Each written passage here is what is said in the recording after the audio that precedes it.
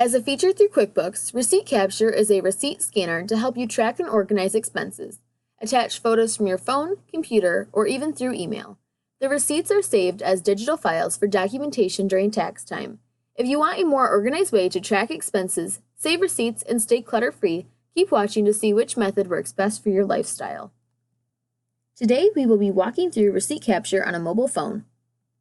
To get started, you will need to download the QuickBooks application on your phone. Open the QuickBooks app and tap the menu button. Select Receipt Capture. At the bottom of the screen, select the camera icon. If this is the first time you are using the app, you might have to check your permission settings to allow QuickBooks to access your camera.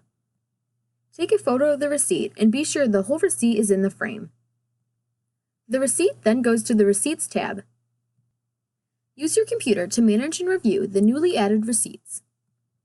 To review on your computer, hover over the Banking tab and select Receipts.